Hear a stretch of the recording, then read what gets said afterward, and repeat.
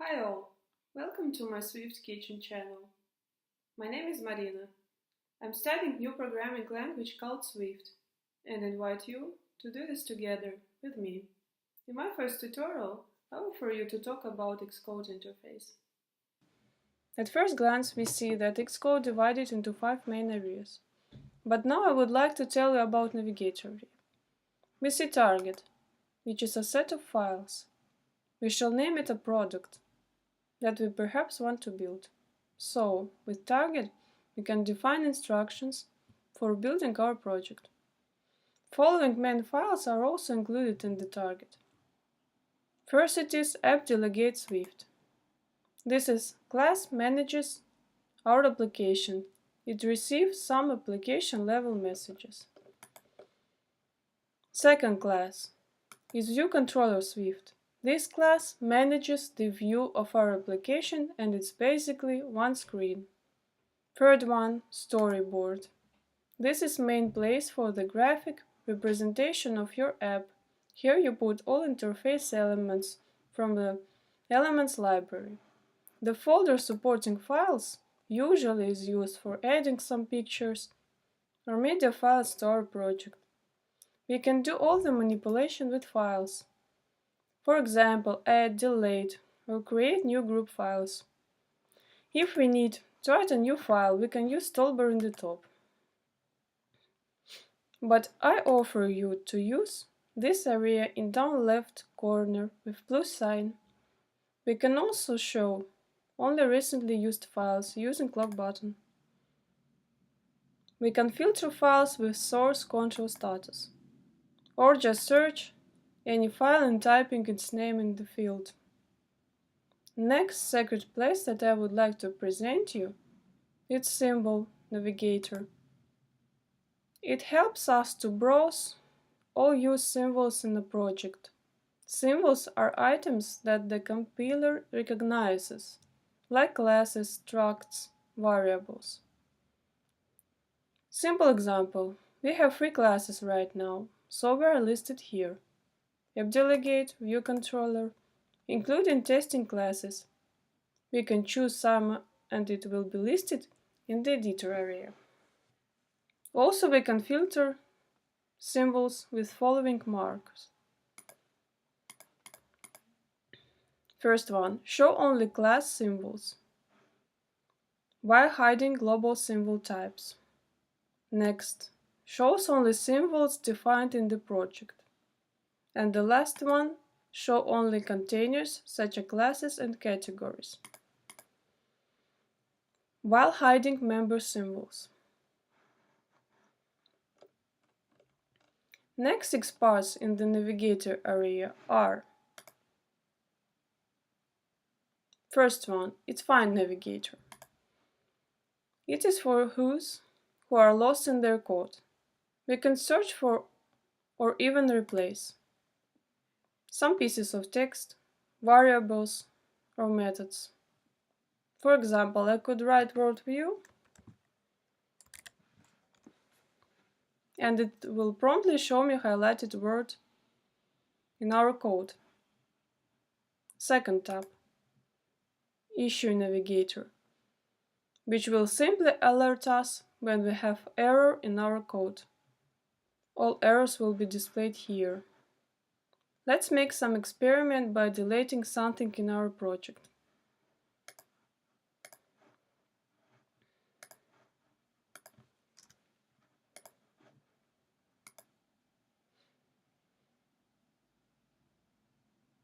Now clicking on the red arrow sign, we can find the line of code where we made a mistake. After that, Test Navigator. The main task of this area is to perform testing. And here we have opportunity to run and manage performance measurement test here.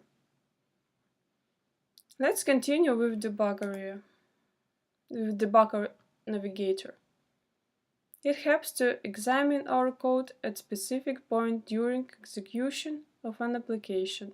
Here you can find some information about CPU, memory, disk, network usage statistics. Next goes Breakpoint Navigator.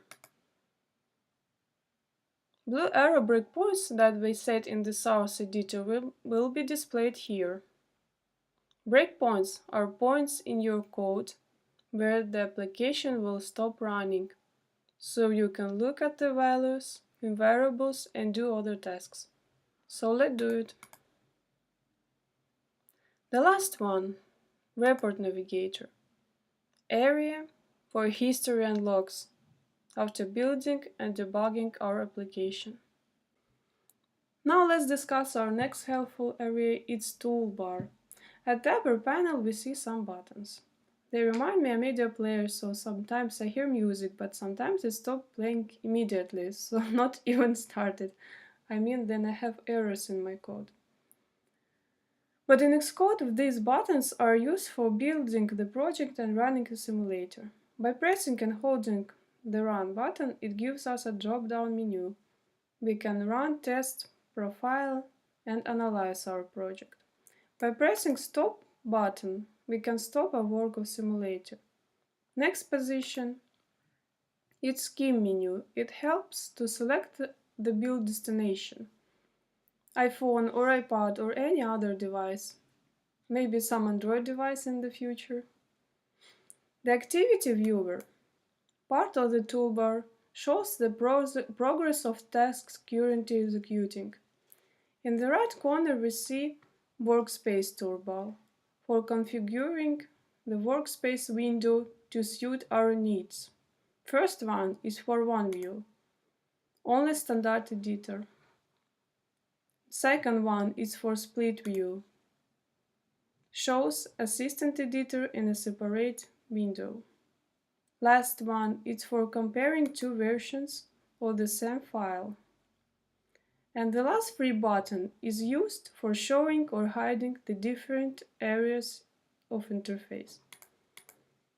The next vital part of Xcode interface is Editor Area, where all the magic happens. Window which displays code named Source Editor, and all the development is done here. You can show or hide utilities area when you need more space to work. For example, if you select any file of Project Navigator, the selected file will be appeared in the source editor. Across the top of the editor, we see jump bars.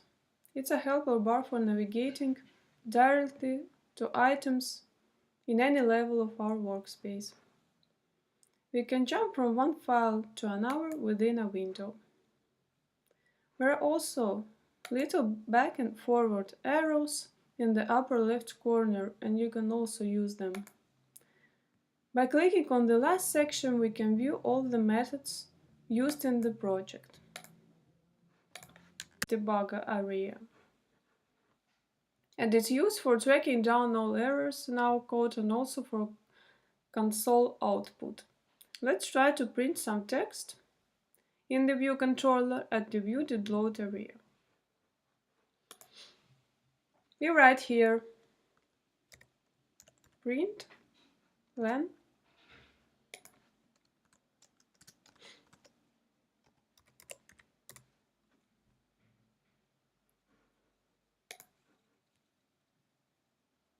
and in output area we see word text here.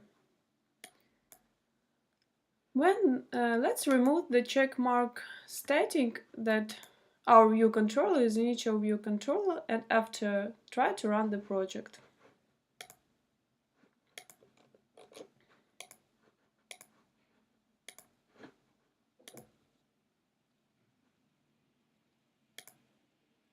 We will see the error in the debug area saying failed to instance the default view controller. And now let's put it back so error disappears.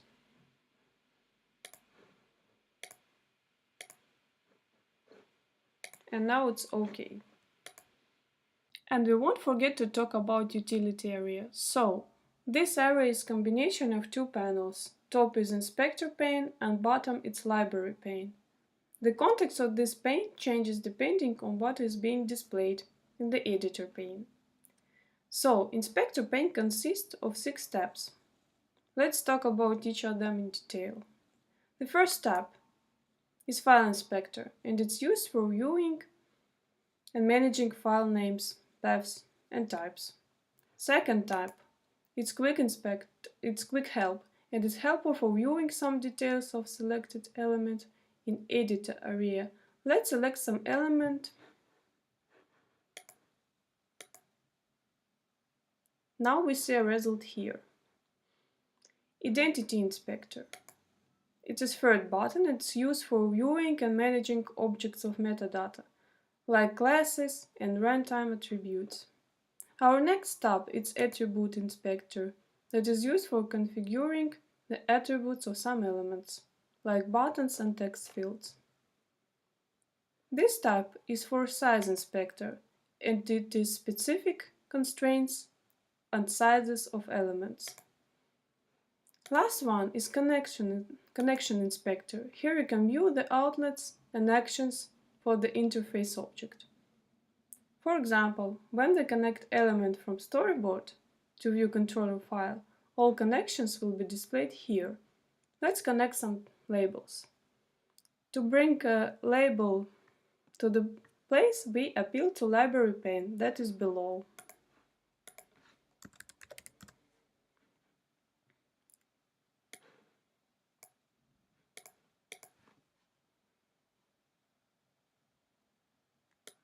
And we connect with a view controller.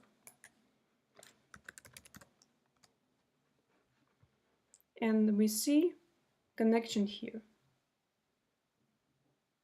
Let's talk about library content. First up, it's a collection of templates. To use a template, we can drag it from library to Project Navigator.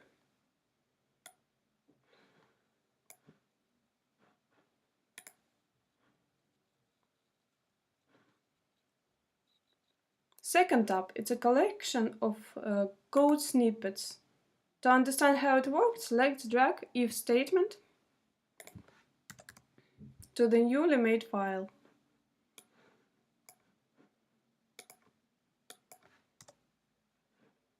Third tab is one more collection for UI elements, user interface elements, that can be used in our project. For example, we can drag button to view controller.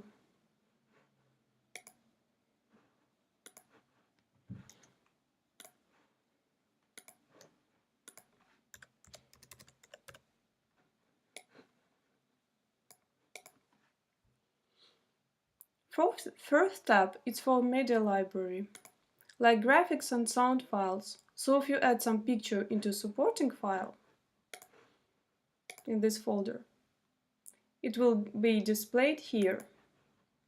Okay guys, that's my story about Xcode interface and also my first video. If you like it, please subscribe. It will motivate me to make more videos and tutorials. And if you have some questions or misunderstood something, feel free to ask. See you soon. Bye bye.